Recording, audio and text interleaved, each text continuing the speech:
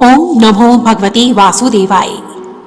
आइए भक्तों, सुनते हैं पौष मास की सफला एकादशी व्रत कथा। प्रेम से बोलो श्री हरि की जय। एक समय राजा युधिष्ठिर ने भगवान श्री कृष्ण से कहा, हे देवकी नंदन, मेरा प्रणाम स्वीकार कीजिए। हे जनार्दन, पौष कृष्ण एकादशी का क्या नाम है? उस दिन कौन से देवता का पूजन किया जाता है? इस व्रत की क्या विधि है? यह सब आप मुझे बताने की कृपा करें। यह सुनकर भगवान श्री कृष्ण ने कहा, हे धर्मराज, मैं तुम्हारे स्नेह के कारण तुमसे यह कहता हूँ कि एकादशी व्रत के अतिरिक्त मैं अधिक से अधिक दक्षिणा पाने वाले यज्ञ से भी प्रसन्न नहीं होता हूँ। अतः इसे अत्यंत भक्ति और श्रद्धा के साथ करना चाहिए। हे राजन, द्वादशी युक्त पौष कृष्ण एकादशी का महात्म्य अब तुम एकाग्रचित्त होकर सुनो।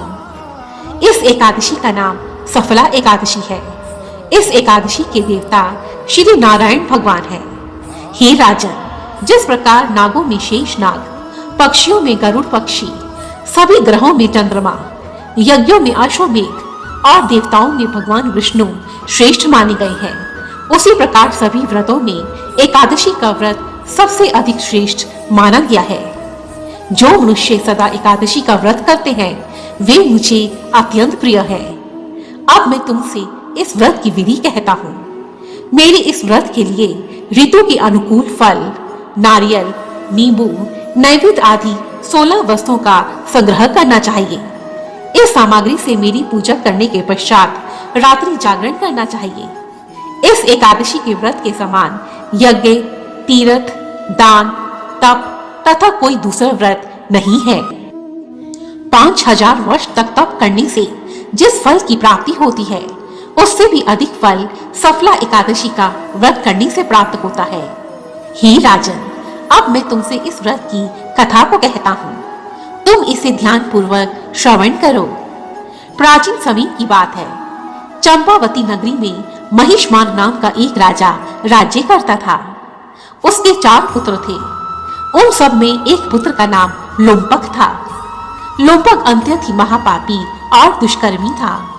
वह पापी सदा पर स्त्री और वैश्यागमन तथा दूसरे बुरे कार्यों में अपने पिता का धन नष्ट करता था। वह सदा ही देवता, ब्राह्मण और वैष्णवों की निंदा करता था। जब राजा को अपने पुत्र के इन कुकर्मों के विषय में पता चला तो उन्होंने उसे राज्य से बाहर निकाल दिया। राज्य से बाहर निकालने के पश्चात वह लुम्बक सोचने लगा, अब मैं क्या करूंगा? अब मैं कहाँ जाऊंगा? अंत में उसने चोरी करने का निश्चय किया। अब दिन के समय वह वन में रहता था और रात्रि को अपने पिता की नगरी में चोरी करता था। वह सदा अपने पिता की नगर की प्रजा को भी परेशान किया करता था। कुछ ही समय के पश्चात उसके कुकर्मों से सारी नगरी भयभीत हो गई। वह वन में रहकर पशुओं को मारकर खा जाता था। कभी कभी राज्य के कर्मचारी और नगर के लोग उसे पकड़ लेते थे, परंतु वे बाद में राजा के भय से उसे छोड़ देते थे। उसी वन में एक बहुत प्राचीन विशाल पीपल का वृक्ष था। उस नगर के लोग उस पीपल वृक्ष की बहुत ही श्रद्धा से पूजा करते थे। वह पापी लुम्पक उसी पीपल वृक्ष के नीचे ही रहता था। उस राज्य की प्रजा इस वन को देवताओं की क्रीड़ा स्थली मानते थे। कुछ समय के पश्चात पौष कृष्ण पक्ष की दशमी का दिन आया। उस रात वन में बहुत ठंड थी और कम वस्त्रों में वह लुम्पक पूरी रात उस ठंड में वृक्ष के नीचे कांपता रहा। ठंड के कारण उसके हाथ पांव अकड़ गए थे और वह पूरी रात सो नहीं पाया। सूर्य उदय होते होते वह मूर्छित हो गया। अगले दिन अर्थात पौष कृष्ण एकादशी की दोपहर के समय सूर्य की गर्मी पाकर उसकी मूर्छा दूर हुई। गिरता पड़ता वह भोजन की तलाश में निकला। कमजोर होने के कारण वह उस दिन पशुओं को भी मार नहीं सका। अतः पेड़ों के नीचे गिरे हुए फल उठाकर वापस उसी पीपल वृक्ष के नीचे आ गया। उस समय तक सूर्य भगवान अस्त हो चुके थे। फलों को पीपल वृक्ष के नीचे रखकर वह कहने लगा, हे भगवान, यह फल मैं आपको अर्पित करता हूँ। आप इन फलों से तृप्त हो जाइए। और उस रात्रि भी दुख के कारण लुम्पक को रात को नींद नहीं आई और एकादशी की रात उसका रात्रि जागरण हो गया।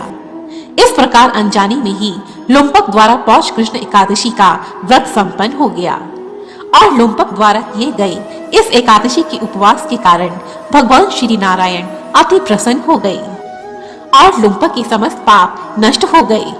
अगली सुबह एक अति सुंदर घोड़ा अनेक सुंदर वस्तुओं से सजा हुआ लुम्पक के समक्ष आकर खड़ा हो गया। उसी समय एक आकाशवाणी हुई, हे राजपुत्र, श्री नारायण की कृपा से तेरे समस्त पाप नष्ट हो गए हैं।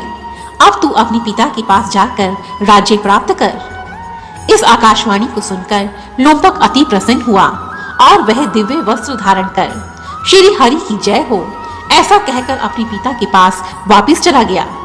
उसके पिता ने प्रसन्न होकर उसे समस्त राज्य का भार सौंप दिया और स्वयं वन की ओर चले गए। अब वह लुम्पक शास्त्र अनुसार राज्य करने लगा। वह सदा एकादशी का व्रत करता था और उसका पूरा परिवार श्री हरि का भक्त हो गया। वृद्धावस्था आने पर लुम्पक ने अपने पुत्र को राज्य का भार सौंपा तथा वन में तपस्या करने के लिए चला गया और अंत समय में वह विष्णु लोक को प्राप्त हुआ। अंत में भगवान श्री कृष्ण ने कहा, हे राजन, इस प्रकार अनजाने में ही किए गए सफला एकादशी के व्रत के कारण लुम्पक का यह पूरा जीवन सफल हो गया। इस प्रकार जो भी मनुष्य सफला एकादशी का व्रत विधि विधान के साथ करते हैं, उनके समस्त पाप नष्ट हो जाते हैं और अंत समय में वे वैकुंठ हो जाते हैं। जय श्री हरि बोलो, जय श्री नारायण। तो यह थी सफला एकादशी की व्रत कथा। और यदि आपको यह वीडियो पसंद आई है तो प्लीज मुझे कमेंट सेक्शन में जरूर लिखें और मेरी ऐसी ही दूसरी वीडियोस को देखने के लिए रेड कलर के बटन को प्रेस कर मेरे इस चैनल को सब्सक्राइब करें और साथ ही बेल आइकन को भी जरूर दबाएं ताकि मेरी आने वाली सभी वीडियोस की नोटिफिकेशंस आपको टाइम पर मिलती रहे। धन्यवाद। जय माता दी।